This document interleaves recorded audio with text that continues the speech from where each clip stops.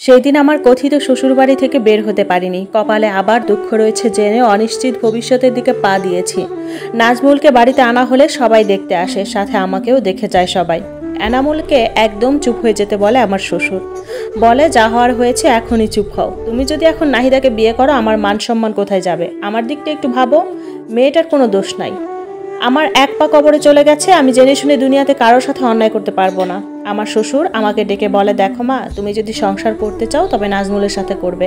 তোমার যদি সংসার করতে ইচ্ছে না হয়, ইসলামের বিধান অনুযায়ী খোলা তালাক নেবে। আমি নিজেও জীবনের সিদ্ধান্তে দোটানায় পড়ে সংসার করতে রাজি হই। সেদিন আমার পাশে কেউ ছিল না, একমাত্র আমার শ্বশুর ছাড়া। উনি আসলেই একজন ভালো মানুষ। উনি নাজমুলকেও বলে বিষয়টা মেনে নিতে, কিন্তু নাজমুল আর আমার সম্পর্ক স্বাভাবিক হয় না। রাতে আমি একা থাকতাম, কিন্তু আমার শ্বশুর বিষয়টা নিয়ে অনেক রাগারাগি করে। যত যাই হোক, এনামুল আমাকে ভালোবাসে। আমার শ্বশুর চাইছিল না এনামুল আমাকে নিয়ে পালিয়ে যাক কিংবা আমাকে বিয়ে করুক। তাই আমাকে বললেন এখন থেকে নাজমুলের রুমে থাকতে। যথারীতি আমি নাজমুলের রুমে যাই এবং খাটের এক সাইডে ঘুমিয়ে পড়ি।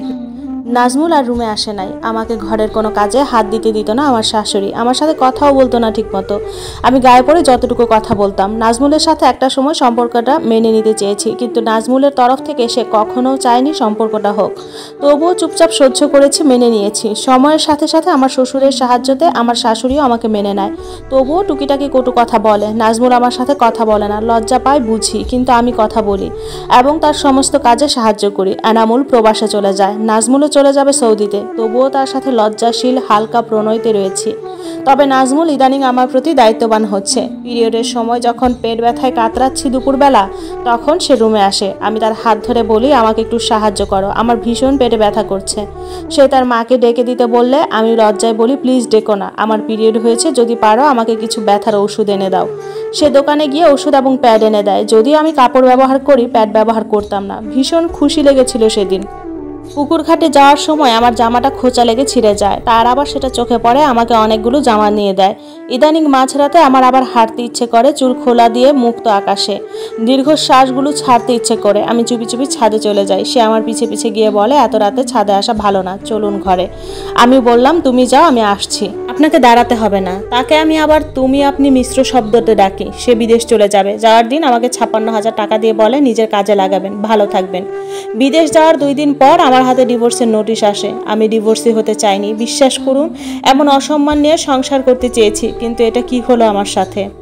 আমি আর আমার শ্বশুর শত শত মাধ্যম দিয়ে যোগাযোগ করার চেষ্টা করেছি যদি ডিভোর্সটা ঠেকানো যায়, কিন্তু নাজমুলের একটাই কথা, আমার সাথে সংসার করা সম্ভব না। আমি কেন জানি দিনরাত রবের কাছে একটাই দোয়া করেছি, আপনি যখন আমার নসিবে নাজমুলের সাথে বিবাহ রেখেছেন, দয়া করে আমাকে ডিভোর্সি বানাবেন না। এই এক জীবনে আমি আর ডিভোর্সি হতে চাচ্ছি না। সারাদিন আল্লাহর ক্ষমা চেয়েছি, দিনরাত দুরুদে ইব্রাহিম পড়েছি, তাহাজ্জুদ 5 ওয়াক্ত সালাত কিছু বাদ দেইনি। 13 দিন পর আমার শ্বশুর কল দিলে নাজমুল কল ধরে। আমার শ্বশুর শুধু একটা কথাই বলেছে, মেয়েটার কি দোষ, আল্লাহ যেভাবে চেয়েছেন বিবাহটা সেভাবে হয়েছে। তুমি যে অযথা নাহিদাকে ডিভোর্সের কাগজ দিয়েছো, রোজ হাসরের দিন তুমি এর দায় নিতে পারবে তো? বাবা, আমি চাচ্ছি তুমি শেষবার একটু চিন্তা করো, একটু উমরা করে আসো। তুমি আর একটু ভেবে দেখো বাবা, তোমার কাছে অনুরোধ। আমি বাবা চাচ্ছি না হাসরের দিন তুমি এসবের জন্য জবাবদিহি করো। সেদিন আমার দোয়া কবুল হয়েছে। আমার স্বামী ডিভোর্স ফিরিয়ে নিয়েছে, কিন্তু আমার সাথে খুব একটা ফোনে কথা বলতো না। আমিও বলতে সংকোচ করতাম। শ্বশুর বাড়িতে আমাকে অনেকেই আমার পরিবার নিয়ে অনেক কথা বলেছে। বলতো আমি কেমন মেয়ে, পরিবারের সাথে যোগাযোগ নাই কেন, হ্যান ত্যান। সবার পরিবার আসতো সবার শ্বশুর বাড়িতে, শুধু আমার কেউ আসতো না। বিবাহের 1.5 বছর পর আমার স্বামী দেশে আসেন। তারপর রাতের দিকে আমার শ্বশুর মৌলভী ডেকে আমাদের আবার বিবাহ পড়ান। উনি দেশে আসার দিন আমার সে কি লজ্জা, আমি ওনার সামনেও যেতে পারছিলাম না। রাতের দিকে শুধু ঘুরঘুর করছিলাম এরুম ওরুম। আমার শাশুড়ি তখন আমাকে বলল, যাও রুমে যাও। আমি রুমে গেলে উনি আমাকে বললেন, একটু সেজে গুজে কি থাকা যেত না আমার সামনে? লজ্জায় আমার মুখ দিয়ে কথা বের হচ্ছিল না। উনিও নিজে থেকে আমাদের সম্পর্কটা এগিয়ে নিতে চেয়েছেন। সে রাতে ওনাদের শিখতে হয়েছি, আমি ওনার ভালোবাসায় পরিপূর্ণ হয়েছি। সারা রাত আমাকে জড়িয়ে ধরে ঘুমিয়েছেন। আমি বহুদিন পর আমার স্বামীর ভালোবাসায় রঙিন হয়েছি। এরপর সুখে দিন গিয়েছে আমাদের। আমি কেঁদে কেটে সব বলেছি, আমার জীবনের সব কিছু। আমার পরিবারের সাথে যোগাযোগ না রাখার কারণ সব বলেছি। উনি মেনে নিয়েছেন এবং কথা দিয়েছেন আমাকে আর কষ্ট দিবেন না। উনি ছুটিতে এসেছেন 3 মাসের জন্য। ওনার ভাই আসবেন দেশে বিবাহ করার জন্য। উনি থাকাকালীন আসবে যেন উনি সহ বিবাহতে উপস্থিত থাকতে পারেন। আমার স্বামী 3 মাসের জায়গায় মাত্র 1 মাস 2 দিন ছুটি কাটিয়ে চলে গেছেন। উনি বলেছেন উনি আমাকে নিয়ে ভাইয়ের সামনে দাঁড়াতে পারবেন না, আর ওনার ভাইয়ের বিয়েতে আমাদের নিয়ে এক একজন এক একটা কথা বলবে, এটাও মানতে পারবে না। উনি পরিবারকে বলেছেন ব্যবসায়িক কাজে চলে যেতে হবে, থাকা সম্ভব হচ্ছে না। উনি এই সত্যি কথাটা শুধু আমার শ্বশুরকে বলেছেন। আমার শ্বশুর বিষয়টা সাপোর্ট দিয়েছেন এবং উনি আমাকে কথা দিয়েছেন ওনার ভাইয়ের বিবাহের আগে আমাকে যেমনে পারেন নিয়ে যাবেন। উনি যাওয়ার 1 মাস 7 দিন পর আমাকেও সৌদিতে নিয়ে যান। আলহামদুলিল্লাহ, সৌদি যাওয়ার পর একসাথে উমরা করি। আমরা সময় পেলে রাস্তায় হাঁটতাম, ঘুরতাম। আমি ওখানে থাকতে থাকতে অনেক বাঙালি পরিবারের ছেলে মেয়েকে প্রাইভেট পড়াতাম। আমি আবার জামা কাপড় সেলাই করতে পারি। উনি দেশ থেকে আমার জন্য একটা সেলাই মেশিন এনে দেন। আমি এখানে ঘরে একা একা বসে বসে বাঙালি মহিলাদের জামা কাপড় সেলাই করে দিতাম। এখানে আমি আমার আহমেদ আর মোহাম্মদের মা হই। এরপরও উনি আমাকে দেশে যেতে দেন না। আমারও দেশে যেতে ইচ্ছে করে না। আজ প্রায় 10 বছর আমি দেশে যাই না। আমার ইচ্ছেও করে না দেশে যেতে, কারণ দেশে আমার কেউ নাই।